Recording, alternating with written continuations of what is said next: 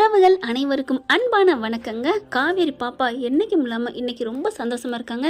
அதுக்கு காரணம் நைட்லாம் அவங்களுக்கு கொஞ்சம் முடியாமல் போயிடுது. அப்போ அம்மா அம்மான்னு அழுகவும், அழுகாதம்மா அப்படிங்கிறாங்க. நான் அம்மாவை பார்த்தே தீரணும் அப்படின்னு நம்ம காவேரி குட்டி சொல்ல, அவங்களும் வேறு வழியே இல்லாமல் அம்மா ஃபோட்டோவை எடுத்து காமிக்கிறாங்க. இது நம்ம மிஸ் இல்லைம்மா, இது ஓ அம்மாம்மா. அப்போ மிஸ் மாதிரியே இருப்பாங்களா என் அம்மா? ஆமாடா, உன்ன மாதிரியே தான் மிஸ்ஸும் இருப்பாங்க அப்படி சொல்லு. ஐயோ சூப்பர், எனக்கு அம்மா என் மிஸ் மாதிரி இருக்காங்க அப்படின்னு அம்மான்னு முத்தம் கொடுக்குது. அவ்வளோ பார்த்து சந்தோஷப்படுறாரு. பொண்ணு இவ்வளோ ஹாப்பியாக இருக்காளே அப்படின்ட்டு. அதுக்கப்புறம் சரி தூங்குறியா, இனிமேல் ஒன்றும் இல்லையே, அம்மா பார்த்துட்டில, அப்பா இந்த மிஸ்ஸு தான் நம்ம அம்மாவா இல்லை என் அம்மா தான் மிஸ்ஸு அப்படின்னு சொல்ல, இல்லைடா அம்மா உனக்கு விவரம் புரியாதுடா, ஏன்ப்பா எனக்கு தெரியும் சொல்லுப்பா அப்படின்னு சொல்லி ஒரே அடம் பிடிக்க, உனக்கு மிஸ்ஸு அம்மாவா வேணும் அதானே? ஆமாப்பா அப்படின்னு சொல்ல, கண்டிப்பாக கிடைக்கும், நீ கடவுள்கிட்ட முருகன்கிட்ட வேண்டிக்கோ கண்டிப்பாக அப்படின்னு சொல்லிட்டு பட்டான்னு எந்திச்சு போய் முருகன் பட்டாவுக்கு போய் நின்றுக்கிட்டு, ஏன்னா முருகனை இவர் வணங்க ஆரம்பிச்சிட்டாரு நம்ம காவேரிக்காண்டி. இப்போ பார்த்தீங்கன்னா முருகா எங்கள் அப்பாவையும் எங்கள் காவேரி மிஸ்ஸையும் சீக்கிரம் சேர்த்து வை, அவங்க இந்த வீட்டுக்கு வரணும், எனக்கு அம்மாவாக வரணும் அப்படின்னு சொல்லிட்டு ரொம்பவே மன உருகி வேண்டுது. சரிடா போதும் வா வந்து படுவாமு அப்படின்னு கூப்பிட்டு படுக்க வச்சுக்கிறாங்க. காலையில் வழக்கம் போல் எந்திரிக்கிறாங்க. அவ்வளோ அந்த பிள்ளை கட்டி பிடிச்சிக்கிட்டு, இனிமேல் இந்த ஃபோட்டோவை நான் விட மாட்டேன் அப்படின்னு சொல்ல, ஏய் அம்மு இருக்கட்டும்டா எங்கே போகுது அப்படின்னு சொல்லி எடுத்து வச்சிடறாரு. சரி வா நம்ம ஸ்கூல் கிளம்பணும்ல. ஆமாம் நான் நேர்லேயே போய் பார்க்க போகிறேன் எங்கள் அம்மாவை. ஏய் நீ பாட்டுக்கு அம்மான்னு சொல்லி தொலைக்காதடா. ஏன்பா வேறு ஏதாவது தப்பாக நினச்சி கோச்சிக்கிட்டாங்கன்னா அப்புறம் அவங்களுக்கு பொருளாக கோவம் வரும், நம்ம கூட அப்புறம் பேசாமல் இருந்துருவாங்க. அதனால கொஞ்சம் சரிப்பா நான் அடக்கி வாசிக்கணும் அவ்வளோதானே. என் செல்லாம் கரெக்டாக கண்டுபிடிச்சிட்டாலே அப்படின்ட்டு நல்லா வேகமாக ட்ரெஸ்ஸப் குளிச்சு விட்டு ட்ரெஸ்ஸப் பண்ணிவிட்டு சாப்பிட்றதுக்கு வராங்க.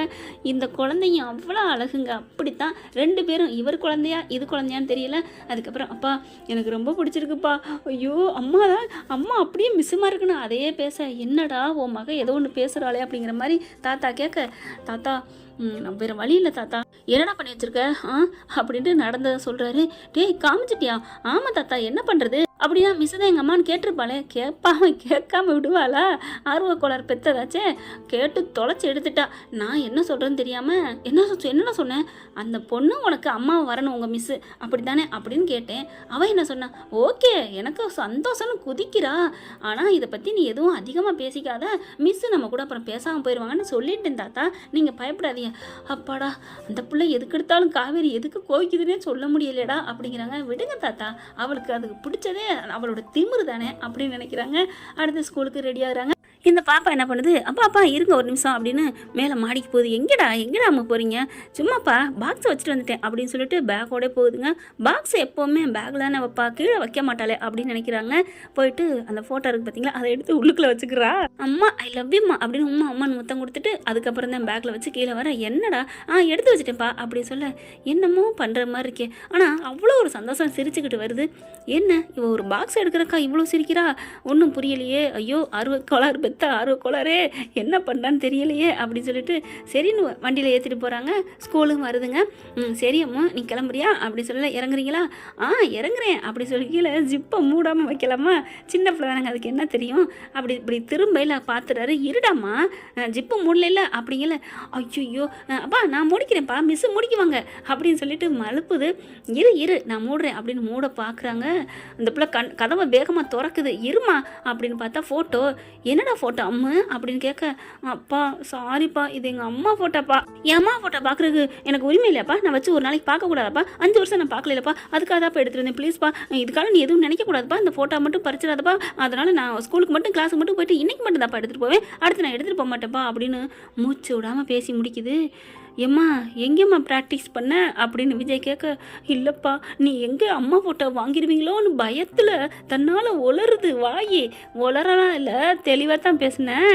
ஃபோட்டோவை அப்படியே எடுக்கிறாரு. ஏன்டா எதுக்குடா இங்கெல்லாம் எடுத்து வரலாமா, திட்ட மாட்டாங்களா, அப்புறம் கிளாஸில் என்ன இதை வச்சுட்ருக்கீங்க அப்படின்னு உங்கள் மிஸ்ஸை தானே அந்த ஹெச்எம் திட்டுவாங்க. ஐயோ அப்பா உங்களுக்கு தெரியாதா, அந்த ஹெச்எம்லாம் இப்போ திட்டுறதே இல்லை, மிஸ்ஸை பார்த்து என்னை நல்லா பார்த்துக்க சொல்லிட்டாங்கல்ல. ஐயோ அதான் தெரியுமேம்மா அப்படிங்கிறாங்க. இப்போ என்னப்பா ஃபோட்டோ கொடுங்கப்பா, எதுக்கு ஃபோட்டோ ஃபோட்டோ நான் எங்கள் மிஸ்ஸுக்கிட்ட காமிக்கணும்ப்பா. எதுக்கு காமிக்கணும்?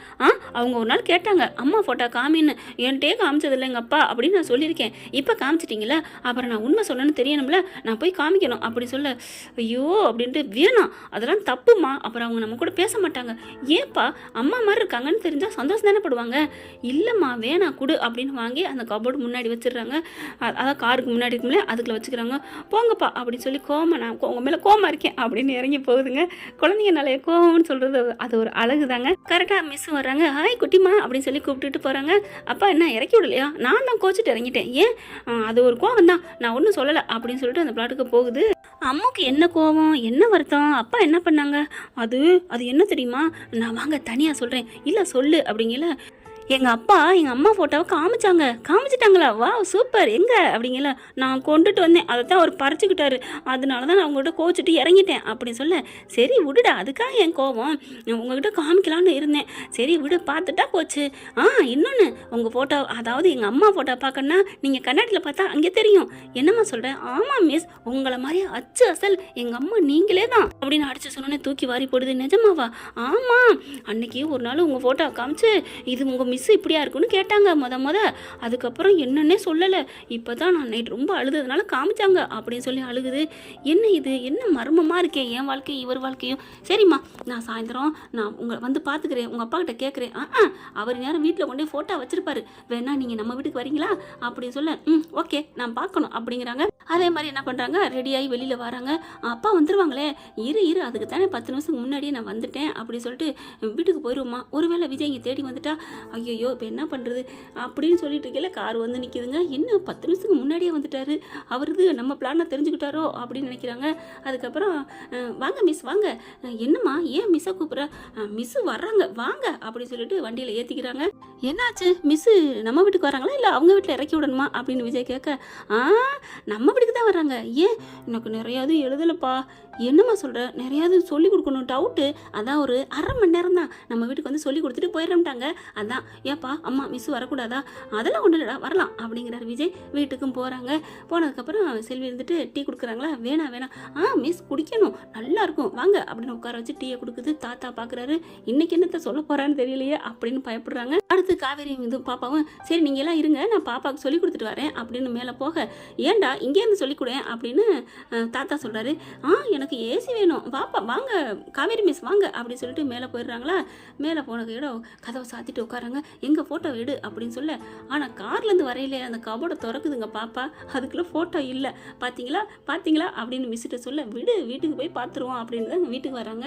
ஆனால் விஜய் கண்டுபிடிச்சிடறாரு. பாரு நம்ம ஆர்வக்கோளரை கூட்டிகிட்டு வர்றது ஏன் குட்டி ஆர்வக்கோளர், ஃபோட்டோவை எப்படியாவது காமிக்கணும், நான் இங்கே வைக்கல வீட்டுக்குள்ளே வச்சுட்டேன்ல அப்படின்னு நினச்சிடறாரு. ஆனாலும் பார்த்தீங்கன்னா அந்த ஃபோட்டோவை தெரியாமல் மேலே வைக்கிறாரு. ஒரு ஃபோட்டோ மறைச்சா போதுமா, மற்றதெல்லாம் விஜய் என்ன பண்ணுறாங்க, ஃபோன் வருதுங்க, அவர் வெளியில் பேசிட்டு போயிடுறாரு. இங்கே குட்டிமாவும் காவேரி, பெரிய காவேரி மினி காவேரி என்ன பண்ணுறாங்க, இந்த பாடத்தை எடு அப்படின்னு ஆள் நிற்கையில் மட்டும் அப்படி நடிக்கிறாங்க. தாத்தாவும் போயிடுறாரு. போனதுக்கப்புறம் சீக்கிரம் ஜூட் அப்படின்னு வேகமாக போய் பார்க்குறாங்க. ஃபோட்டோவை காணோம். ஐயோ எங்கள் அப்பா எங்கேயோ எடுத்து ஒளிச்சு வச்சுட்டாங்க போல இருக்கு மிஸ் அப்படின்னு சொல்லிட்டு ஒன்றுனா தேடுறாங்க. அதுக்கப்புறம் ஒரு புடவைக்கில் பார்த்தா ஆல்பம் இருக்குது. மிஸ் இந்த இருக்குது அப்படின்னு சொல்லி எடுக்கிறாங்க, பார்க்குறாங்க, கொடுக்குறாங்க. உட்காந்துட்டு பார்த்தா ஆடி போகுதுங்க. தான் ஃபோட்டோவை தான் பார்த்தா எப்படி இருக்கும் அப்படியே தூக்கி வாரி போடுது. இவங்க அப்படியே கல்யாண ஃபோட்டோவில் இருந்து எல்லாமே இருக்குது. வளகாப்பு ஃபோட்டோ அவ்வளோ அழகாக இருக்குது, சூப்பராக. கொடைக்கானலில் அவங்க 2 பேரும் சுற்றி பார்த்தது, நீச்சல் குளத்தில் நீச்சல் அடித்தது, ஐயோ ஐஸ்கிரீம் ஒன்றா சாப்பிட்டது, இவ்வளோ வாழ்ந்திருக்கம்மா அப்படின்னு இவங்களுக்கு தலை சுற்றுது. மிஸ் என்னாச்சு மிஸ் அப்படின்னு சொல்லிட்டு, தாத்தா மிஸ் விழுக போகிறாங்க, மயங்குறாங்க அப்படின்னு சொல்லல, மயங்கி தட்டு மாதிரி அப்படியே மெத்தையில் விழுகிறாங்க. அதுக்குள்ளே ஃபோனை பேசிட்டு விஜய் ஓடி வராரு. தாத்தா எல்லோரும் வராங்க. என்னாச்சுமா அப்படியே ஃபோட்டோவை பார்க்குறாரு. ஏம்மா இதை காமிச்ச? இல்லைப்பா அது வந்து அவங்க தான் ஃபோட்டோவை பார்க்கணும், அம்மா உங்களை மாதிரி இருக்குன்னு சொல்லிட்டேன். ஐயோ காவேரி ஏம்மா இப்படி பண்ண அப்படின்னு கத்துறாங்க. சாரி டாடி அப்படின்னு சொல்ல தண்ணியை தெளிக்கிறாங்க. எந்திரிக்கவே இல்லை. அப்படியே அலேக்கா தூக்குறாருங்க மனுஷன். தூக்கிட்டு குடுன்னு இறங்கி வராரு. அந்த படியில் குதிச்சு இறங்கி வர்றதுல கண்ணை முழிச்சிடுறாங்க, தலையை தூக்கிடுறாங்க. டேய் காவேரி முழிக்கிறாடா அப்படின்னு தாத்தா சொல்ல, அப்படியா அப்படின்னு பார்க்குறாங்க. அதுக்கப்புறம் கீழே இறக்கிடுறாரு. இறக்கிட்டு சாச்சாக்கில் இருக்கிறாங்க. அப்படியே அணைச்சி இறுக்க பிடிச்சிக்கிறாரு. பொண்டாட்டி தானே, அவருக்கு ஒரு சந்தோஷம். அதெல்லாம் பார்க்குறாங்க. கண்ணை முழிச்சோன்னே அப்படியே முழிக்க, எல்லாரும் என்கிட்ட ஏமாத்திட்டீங்கல்ல, எல்லாரும் என்னை ஏமாத்திட்டீங்களா அப்படி சொல்ல, என்னம்மா உன்னை ஏமாத்தணும்? என்ன தாத்தா என்ன நினச்சிட்டு இருக்கீங்க? இது நான் பெத்த பொண்ணு, இவர் ஏன் புருஷன், இது ஏன் வீடு, என் வீட்டுக்கு நான் விருந்தாளி மாதிரி வந்திருக்கேன். ஆக மொத்தம் என்கிட்ட சொல்லக்கூடாதுன்னு முடிவு பண்ணிட்டீங்க அப்படித்தானே அப்படின்னு கத்த. என்னம்மா உனக்கு எல்லா நினைவு வந்துருச்சா அப்படின்னு கேட்க, என்ன நினைவு வந்துருச்சா, அதான் எனக்கு போச்சே, அது போயிட்டா நான் அப்படியே புத்தி இல்லாதவன்னு ஆயிருமா, சொல்லக்கூடாதா. இல்லைப்பா டாக்டர் என்னங்க டாக்டர், அவங்க அப்படி தான் சொல்லுவாங்க, அதுக்காண்டி என் பிள்ளைய என்னிட்டேருந்து பிரிச்சிட்டிங்களே பாவீங்களா அப்படின்னு சொல்லிட்டு கத்துறாரு.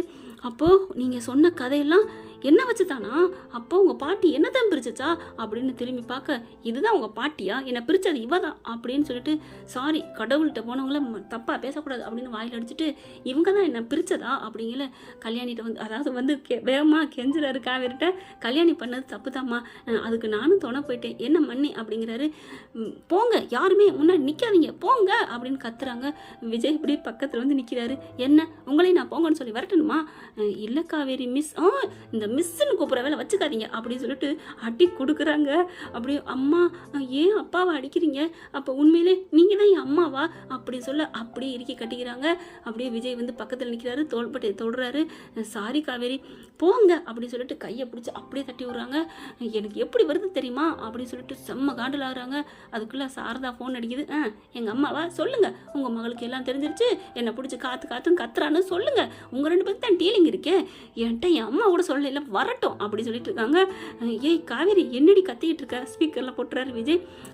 கத்தாம என்ன பண்ண சொல்ற, நீங்க பண்ண துரோகம் அப்படி இப்படின்னு கத்துறாங்க. இல்லடி ஏண்டி எல்லாம் உண்மையும் தெரிஞ்சிருச்சு எல்லாம் சொல்லிட்டாங்க, பாவி எப்படிமா பெத்த பிள்ளைய மறைச்சு வச்சு இதுல இன்னொரு மாப்பிள்ளை வேற பார்த்தேன், ஏய் விஜய் தம்பி இருக்காருன்னு தெரியாம தாண்டி உனக்கு நான் மாப்பிள்ளை பார்த்தேன் அப்படி இப்படின்னு சொல்ல, இங்க பாரு நான் செம்ம கோவத்தில் இருக்கேன் அப்படின்னு கத்திட்டு, சரிடி விடுடி அதான் தெரிஞ்சிச்சுல உன் புருஷன், நீ கனவுல வந்த புருஷன் தாண்டி உனக்கு இப்போ கிடச்சிருக்காரு, அப்புறம் என்ன அப்படின்னு சொல்லிட்டு, எப்படி வீட்டுக்கு வர, எதுக்கு, எங்க, என்னடி நம்ம வீட்டுக்கு தான், எது நம்ம வீடு, அது உன் வீடு, உன் வீட்டுக்கு நான் ஏன் வர்றேன் அப்படியே சாரதா பார்க்குது. எல்லாரும் அதிசயமாக பார்க்க, என் வீடு இது, என் புருஷன் என் புள்ள என் சொந்தம் எல்லாம் இங்கே இருக்குது, இதை விட்டுட்டு நான் ஏம்மா அங்கே வரணும் அப்படின்னோன்னா அவ்வளோ ஒரு சந்தோஷம். காவேரி நீயாடி பேசுறது, என்னம்மா உன் வீட்டுக்கு நான் வரமாட்டேன்னு சொல்கிறேன், சிரிக்கிற சந்தோஷப்படுற, ஆமாடி நீ அங்கே இருக்கிறதானே எனக்கு பெருமை, நீ வை போன நான் வர்றேன் அங்கே அப்படின்னு சொல்லிட்டு போனை வச்சுட்டு சாரதா ஓடி வருதுங்க. இவங்க எல்லாரும் பார்க்க, எல்லாரையும் உங்களுக்கு எல்லாருக்கும் ஒரு தண்டனை கொடுக்குறேன் அப்படின்னு சொல்ல, என்ன பண்ண போறீங்க அப்படின்னு எல்லாரும் பார்க்க, என்ன பண்ண போற அப்படி எல்லாரும் அதிசயத்தை தாத்தா அப்படி பார்க்குறாரு. செல்வி பார்க்குது, தம்பி இவங்க தான் உங்கள் பொண்டாட்டியா அப்படிங்கிற, ஆமாக்கா சொல்லவே இல்லை நல்ல பொண்ணாத்தான் இருக்குது அப்படின்னு சொல்ல, அந்த நல்ல பொண்ணை தான் ஏமாத்திட்டு இருக்காங்கல்ல அப்படின்னு காவேரி சொல்ல, உங்களுக்குலாம் நான் தண்டனை கொடுத்தே தீர்வேன் அப்படின்னு கத்த. அப்படியே விஜய் வராரு. காவேரி தண்டனை கொடுக்குறாந்தா கொஞ்சம் சின்னதாக கொடு அப்படின்னு சொல்ல, சின்னதானா உங்களுக்கு முத்தம் கொடுக்கலான் இருக்கேன், இங்கேருந்தே பிளேயிங்ஸ் கொடுக்கட்டுமா, ஐயோ தெரியாமல் சொல்லிட்டேன், பெருசாக கொடு அப்படின்னு சொல்ல, அப்படின்னா நான் பெரிய தண்டனை கொடுக்குறேன், என்ன தண்டனை கொடுக்கலாம், ஒரு கம்பு பரம்பு அப்படிங்கிற, ஐயோ அப்படின்னா நீ சின்னதாக கொடு அப்படின்னு விஜய் அப்படியே ஜம்ப் பண்ணி அப்படி சோஃபா மேலே ஏறி நிற்கிறாரு. அப்புறமா பார்க்குறாங்க, உங்களுக்கு தண்டனை கொடுத்தே தீருவேன், என்னம்மா பண்ண போகிற, ஐயோ என்ன பண்ண போகிறா, நம்ம எல்லாரையும் விரட்ட போகிறாளா இல்லை இவ வீட்டை விட்டு போகிறாளா ஒன்றும் புரியலையே, பேச மாட்டேன்னு சொல்ல போகிறாளான்னு தவிச்சுக்கிட்டு இருக்க, உங்கள் எல்லாருக்கும் நான் கொடுக்க போகிற தண்டனை அப்படிங்களா, தண்டனை அப்படின்னு எல்லாரும் அப்படியே கண்ணா விரிச்சு பார்க்க, உங்க எல்லாருக்கும் வயிற்றுல அடிக்க போறியா, வயிற்றுல நான் பிரியாணி செஞ்சதை சமைச்சு உங்க வயிற்றுல போட போறேன், பிரியாணி செய்ய போறேன் அப்படின்னு சொன்னோன்னே அப்பாடா அப்படின்னு மூச்சு விடுதுங்க. கடைசியா பிரியாணி செய்ய போறியாம்மா அப்படின்னு எவ்வளோ சந்தோஷமா இருக்குங்கிறாங்க. என்ன ஃப்ரெண்ட் இப்படி பண்ண நல்லா தானே இருக்கு, பார்க்கலாம். இந்த பற்றி உங்களுக்கு பிடிச்சிருந்துச்சுன்னா உங்கள் பொண்ணான கையில் ஒரு லைக்கை போட்டு சப்ஸ்கிரைப் பண்ணிடுங்க. Thank you friends.